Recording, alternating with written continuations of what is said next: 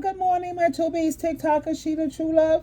You know, we are taught and we are socialized as women that we've got to find a man. You have no value, you have no worth if you're not married, or if you don't have a man and a man don't want to marry you. I was listening to one woman, she said, I can't wait until I get me a man because I want to be able to say my man this and my man and my man. How stupid is all of that? Anyway, listen to this. We are taught as women, you got to find somebody. You got to find somebody immediately. When you're in your 20s, when you're in your 30s, you got to find. If you don't find somebody, you're an old maid. Nobody wants you. I can guarantee you, ladies, if you love yourself and you find out who you are, God is not going to let you down. He's going to give you whatever you want, whatever that fulfillment is. We are taught as women, you got to find somebody. You got to find somebody immediately. When you're in your 20s, when you're in your 30s, you got to find. If you don't find somebody, you're an old maid. Nobody wants you. I can guarantee you, ladies, if you love yourself and you find out who you are, God is not going to let you down.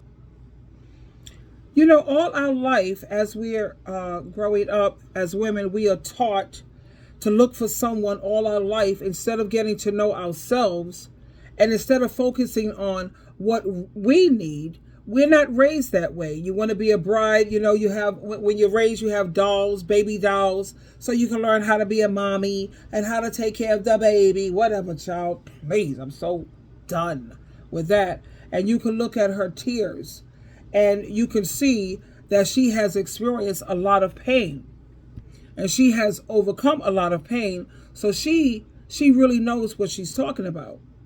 Now, just to make sure that we're clear, fulfillment and having worth and value does not equal a man.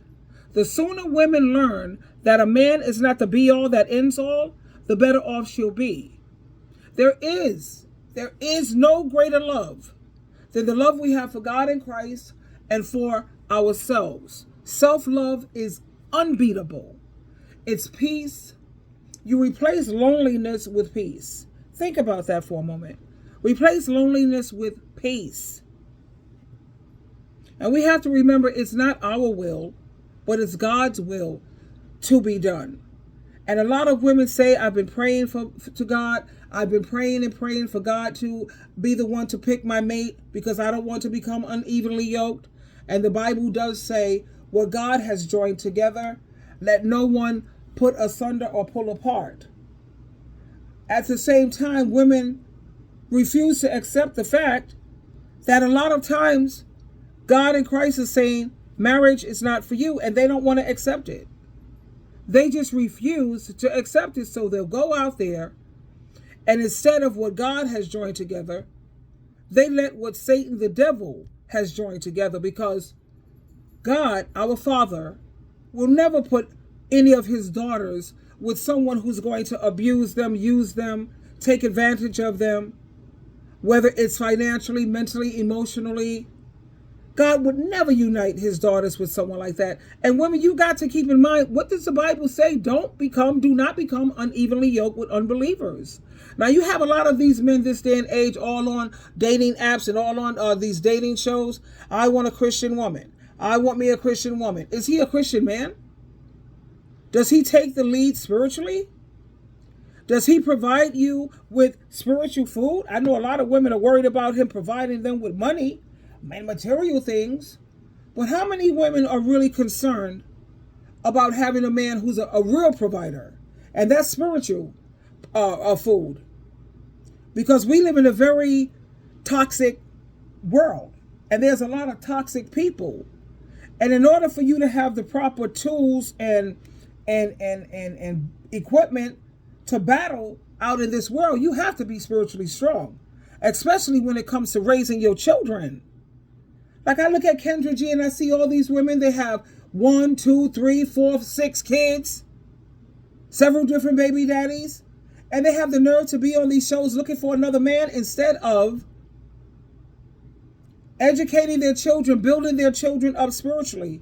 Because like I said, I've been at the top of the mountain out here in the world, baby, and the only reason why I made it out safely with my health and my sanity is because My mother, oh my God, the Bible drilled it in me, ministry, study, study, study. You know, so when I went out into this crazy world, Satan, the devil's world, you know, I was equipped. I was very equipped. That's why I didn't get stuck. The only thing I had problems with was sometimes I would abuse alcohol. I was never an alcoholic, but I was a problem drinker. As you know, I was raised as a Jehovah's Witness, and 75% of Jehovah's Witnesses have issues with alcohol, even the governing body. But anyway, you know, women have got to stop thinking that a man is the be all to end all. And I want to make another point. Make sure your children read every day for at least 1 hour. Because I'm looking at all of these other cultures, especially black children. You have the Chinese, the Japanese, the Koreans. You have a lot of these other nationalities who they have like 15 hours that they spend outside of school when it comes to learning. Whereas you have maybe 45 minutes a week when it comes to these black children. So make sure that you are making sure outside of school, have them, my kids are excellent writers, because every time they did something crazy or did something stupid, I would not get mad. I needed time to myself. So I would tell them, listen, I want you to write 150 words on why you feel you know more than me in this situation. And depending how angry they got me, I would have them write. My son got like 5 or 6 books. My daughter's very articulate. My children are amazing when it comes to reading, writing, amazing. Education was very important to me, important. Jehovah's Witnesses was against sending your children for higher education. No. My children were going to be educated, and that's what I promoted, that's what I motivated them to do and inspired them to do. Like I said, instead of you sitting around here chasing after some damn man, you need to be sitting around building up your children spiritually. They got crack out there. They have crystal meth. They got everybody smoking THC, frying up their brains from that. They're learning more and more new things now about marijuana. Yeah, honey, it's not all it's cracked up to be. You have your children out here abusing alcohol on the down low, smoking, drinking vodka because they don't have an odor. But you're so busy sitting around here on Kendra G looking for a man. Are you serious? I set goals for my children. I may not have been a perfect parent, and I'm not trying to toot my own horn.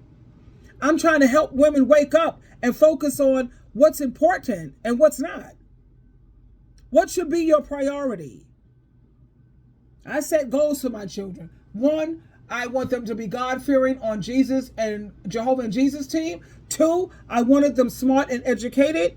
Of course, you know you have student loans. But the reason why I wanted them with a degree is because if you want promotions at the job, you're going to have your bachelor's, or you can even have your associates, your bachelor's, your master's. My son has his master's. My daughter has her bachelor's, registered nurse. My son is a social worker, counselor, and a therapist. I set those goals. I wanted them to be well-spoken. You have to be able to speak up for yourself, protect yourself. They are very articulate and fluent when it comes to speaking. I wanted them to have careers, not just jobs. Like I'm looking for a roommate, and I don't want nobody who has a job. You have to have a career. Because you have to have been on your job at least 5 years or more, because I'm not trying to get stuck with, oh, I can't pay the rent. I work at Walmart, McDonald's. No, honey, I'm not knocking that because it's honest work, but I know what works for me. And then I also raised them to know how to take care of themselves in my absence. Now, with the help of Jehovah and Jesus, I achieved every single one of those goals that I set for my children, and I was a single parent. A perfect parent? No. A good parent? No. A great parent. Not a perfect one, though. But like you see her sitting here crying because of the way we were raised, you got to have a man, or that means you have no worth, you have no value. Are you kidding me? I believe about me what God in Christ believes about me, and so should you. And nobody knows me better than I know me. I don't care about what these people think or what they assume. That's not important to me. The only validation that I need, I can't speak for everyone, but I'm hoping that you lean more towards what I'm trying to convey to you? Jehovah, Jesus, Sheila. That's all I care about, for real, for real. Do I love myself? Yes, I do. How do I know that? Because I don't stay with nobody who treats me badly. You will never abuse SheilaTruelove and think that I'm going to stick around. I don't care if you're my flesh and my blood. I will dead you faster than you can spell it. Why? Because I don't deserve to be treated badly, disrespectfully, like the defecation underneath your shoe. I'm not putting up with any of that cray-cray. And I hope you won't either. This is SheilaTruelove. Remember, a man is not the be-all to end-all. Focus more towards raising your children properly. Set the goals that you want for your children and work towards that. Okay? Also, for women, please, try to build a sisterhood so you can have someone to share your life with. We all want someone to share our life with. And that's understandable. We all want to give love and be loved. It's called being human. I get that part. At the same time, we're not supposed to put up with nobody abusing us and treating us badly. I love you. Jehovah loves you. And so does Jesus Christ. Have an amazing day. I got to get out of here now. I got to head to the office. You know, the old slave trade. I love my job. I work with some great people. My people feel like family. I'm the only ebony person in my department, but I have an amazing team. Everybody is just so cool. I love everybody in my department. It's awesome. I'm fortunate that I have a career that I really enjoy. You know, I work with the legislature for the government, if you will. Anyway, in the legal field, legal things. I've been in legal for almost 30 years, 35 years. Anyway, I want you to have a great day. I got to head out now.